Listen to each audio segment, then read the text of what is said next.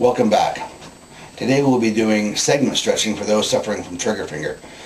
Oftentimes you can trigger here at the base MP joint where the finger snaps down into flexion. It can be at the PIP joint, which causes it to bow down in this position here, or it can be at the DIP joint, which is called the distal interphalangeal joint. This is the proximal interphalangeal joint.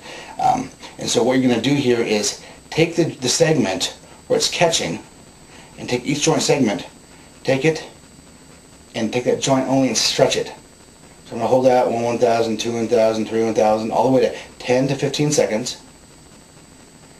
And then I'm going to release. Take the next joint segment, stretch that joint segment only. I'm pulling this into extension right here. Pulling each joint back with my thumb at the base of that joint. And then again at the base joint here, right here. Stretching this.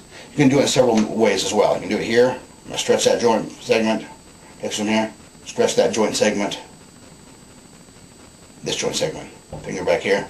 Stretching that joint segment right here. You'll feel the soft tissue stretching. You might feel a slight burning sensation, but this actually stretches the segments of the flexor tendon that need to be elongated, as well as the nodule adhesion broken down in order for it to thin and allow it to move freely within the pulley system of the finger joint. So performing these joint segments, you can take each joint segment you want, whatever one where you feel like it's actually catching, and stretch there 3 times, 10 to 15 seconds for each stretch. And again, as soon as you do your stretches, you always want to follow up with your extension, your flex and extension exercises.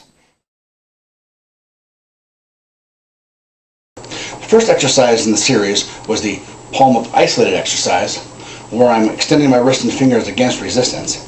The second exercise was just the bi-finger isolated, opening the hand and closing the fingers and opening the hand against resistance without moving the wrist. The third exercise today is the single finger isolated exercise.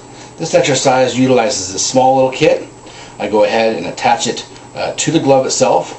I don't have to undo these strings or anything. And I can immediately begin doing single finger extension exercise. All 3 together and you will experience complete relief of trigger finger. Thank you and see you again soon.